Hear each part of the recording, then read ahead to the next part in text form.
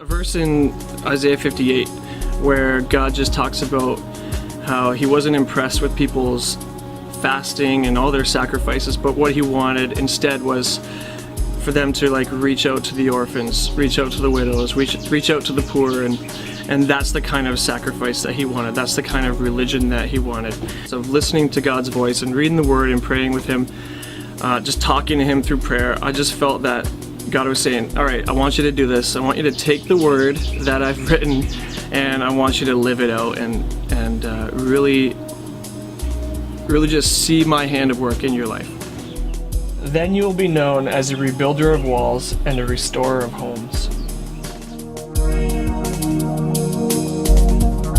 That statement actually has become a mission statement with the group that we're a part of, and we just want to somehow rebuild actual walls in a physical sense to, construction or any kind of handwork, and then actually to reach the inside of people's hearts and to try to restore some of the broken lives that we come in contact with.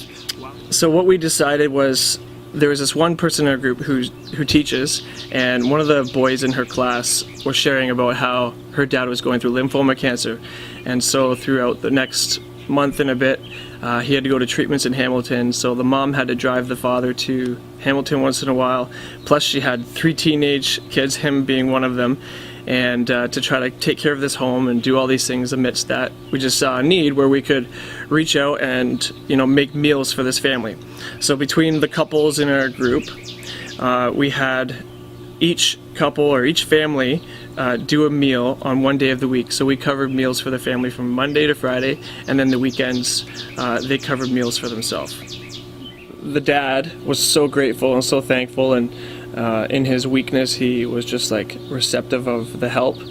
And I think the mother was just totally overwhelmed, and as we went there, it wasn't just bringing food, but it was more like she wanted to talk and just release a lot of her stresses that she's been feeling over the weekend. It was like an outlet for her to talk with us, and often we had hugged and she was crying, and just this sense of being able to express to somebody all the frustrations that she was feeling.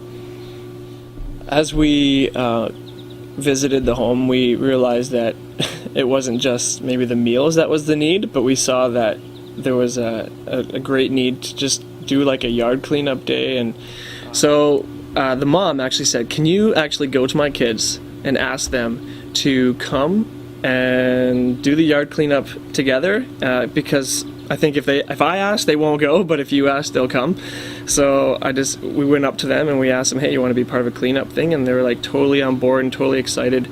And so when the day came, the one girl headed up everything and just kind of directed us, because the mom was gone that day, and the girl directed us all the different jobs they wanted done. And so we cleaned up the gardens, we rototillered one of their vegetable gardens, just cleaned that up. We organized all of the stuff that was in the walkway, and it was just an awesome day. A lot of hard work. We were pretty beat after that day. For our group, I would say that there was a mix between a real sense of fulfillment of doing what God had really laid on our hearts, and there was a satisfaction of, this is exciting, and that whole idea of it's better to give than to receive, and we just really sensed that joy that came through serving and through giving.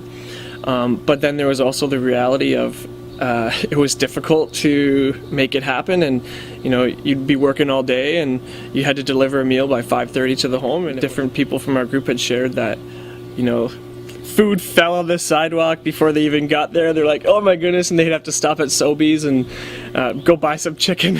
So it was pretty crazy in that way. So, and we just shared these stories and we laughed, but at the same time it was we still brought the food there, and sometimes we learned about serving even when it doesn't feel good. And it was really, really challenging for us to keep a good heart in it and not maybe point the finger or blame others for the way things have happened, and then almost forget the actual need that was there. And we were doing that to help the family with Dad going through cancer, and aside from everything else, that was the biggest thing that we wanted to try to help during that time with that family. I think I have a better understanding of the verse in Matthew, in one of the Gospels, I believe, where it says, "When I was hungry, you fed me. When I was naked, you gave me clothes. When I was in prison, you came and visited me."